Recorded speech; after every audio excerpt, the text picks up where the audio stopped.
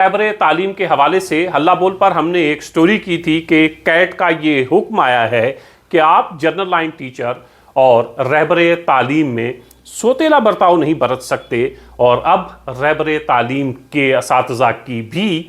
Transfer हुआ करेगी। और कैट ने ये कहा है कि ये फंडामेंटल राइट्स हैं जिसकी वायलेशन हो रही है कि एक रहबरे तालीम अपनी सारी ज़िंदगी एक ही स्कूल में दे और दूसरी तरफ जनरल लाइन टीचर्स की आप ट्रांसफ़र करें। तो बहुत से असातिज़ा ने उसके बाद फ़ोन किए और कुछ हमारे दोस्त अहबाब ने नाराज़गी का इजहार भी किया। यकीनन एक उस्ताद सारी ज़िंदगी एक स्कूल में दे, ये उस उस्ताद के साथ ज़्यादती ज़रूर है, लेकिन मेरा मकसद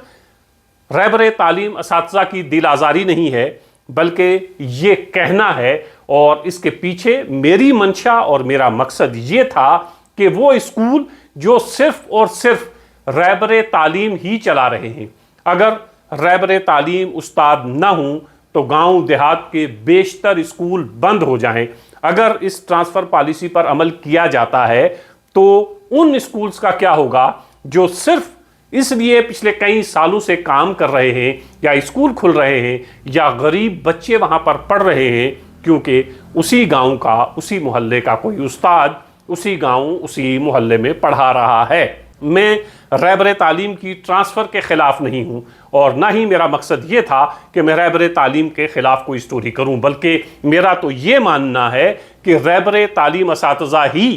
अक्सरियत में उन स्कूल्स को चला रहे हैं जो स्कूल्स अगर रहबरे तालीम ये स्कीम नहीं आई होती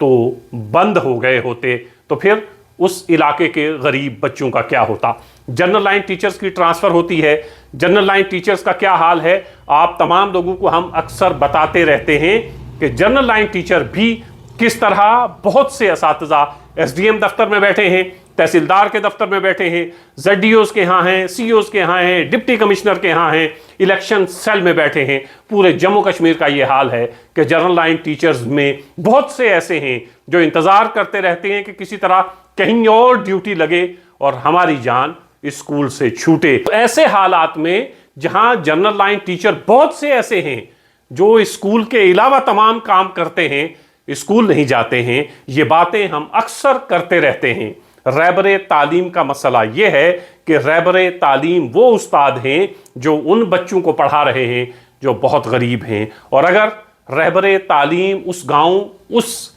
पंचायत के नहीं होते तो यकीनन ये बच्चे भी नहीं पढ़ पाते, ये स्कूल भी बंद हो गए होते। कल के स्टोरी करने का मकसद रहबरे तालीम के ख़िलाफ़ कोई स्टोरी करना नहीं था, बल्कि इंतज़ामिया और सरकार की तवज्जो इस जानिब दिलाना था कि रहबरे तालीम सारी ज़िंदगी एक स्कूल में रहें तो जाहिर है उसके साथ ज़्यादती है, आप उसको ट्रांसफ़र करिए, लेकिन कोई एक ऐसी वाज़ेह पॉलिसी हो कि वो स्कूल जो सिर्फ़ और सिर्फ रहबरे तालीम असातिज़ा की वजह से ही चल रहे हैं वो स्कूल बंद ना हों। आप और हम जानते हैं कि सरकारी स्कूलों में कौन पढ़ते हैं, आप और हम जानते हैं कि गांव देहात में जो सरकारी स्कूल चल रहे हैं उनमें कौन से बच्चे हैं जो पढ़ते हैं। तो उन गरीब बच्चों का नुकसान ना हो, तो रहबरे तालीम को अगर आपने ट्रांसफ़र करना है तो आप एक गांव से दूसरे गांव भेजिए, क्योंकि एक गांव से दूसरे गांव का फासला ज़्यादा नहीं होता है। रहबरे तालीम से रहबरे तालीम को ट्रांसफ़र करिए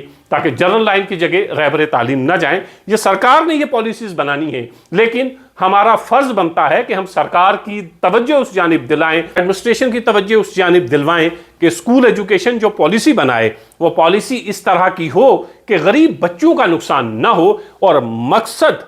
जो रहबरे तालीम को अपॉइंट करने का था, इस स्कीम लाने का था, रहबरे तालीम असातिज़ा को अपॉइंट करने का था, वो मकसद फोत नहीं होना चाहिए। इस स्कीम के तहत हज़ारों लोगों को रोज़गार मिला है और उन हज़ारों लोगों ने लाखों बच्चे ऐसे पैदा किए हैं जो आज पढ़ने लिखने के लायक हुए हैं। तो ये सिर्फ और सिर्फ इसीलिए मुमकिन हो पाया है कि सरकार एक ऐसी पॉलिसी लेकर आई थी कि उसी मोहल्ले, उसी गांव, उसी पंचायत का कोई शख्स पढ़ा लिखा हो जिसको टीचर लगाया जाए ताकि जो स्कूल बंद पड़े हैं वो खुल सके, ताकि उस गांव, उस मोहल्ले के गरीब बच्चे पढ़ सकें। सरकार से ये गुजारिश है कि कैट ने जो हुक्म दिया है आप मिन्नवान उसे नाफिज करिए, रहबर तालीम असातिज़ा से भी ये गुजारिश है कि मैं आपके मुखालिफ नहीं हूँ, सिर्फ ये चाहता हूँ कि गरीब बच्चों की तालीम के ऊपर कोई असर ना पड़े। ऐसा ना सुनने में मिले अगले 5 साल में, 4 साल में कि जो स्कूल सिर्फ और सिर्फ आपकी वजह से चल रहे हैं, जो स्कूल सिर्फ और सिर्फ इसलिए चल रहे हैं कि उसी गांव, उसी मोहल्ले का कोई शख्स वहां अपने ही बच्चों को पढ़ा रहा है, वो स्कूल बंद ना हो, गरीब बच्चे पढ़ पाएं। और पिछले चंद सालों में जब से रहबर तालीम स्कीम आई और बहुत से लोगों को रोजगार मिला, से लोग टीचर अपॉइंट हुए, वो अपना काम ईमानदारी से करें। तो रहबर तालीम असातिज़ा और उनकी ऑर्गेनाइजेशंस के साथ भी जो बहुत एक्टिव हैं, से भी मैं ये गुजारिश करूंगा कि वो भी कोई ऐसा रास्ता निकालें और एजुकेशन डिपार्टमेंट के साथ, जो हायर अथॉरिटीज़ हैं, उनके साथ मिलकर, सरकार के साथ मिलकर ये कोई ऐसा रास्ता निकलना चाहिए कि आपकी मांग भी पूरी हो और बच्चों का और गरीब बच्चों का नुकसान ना हो।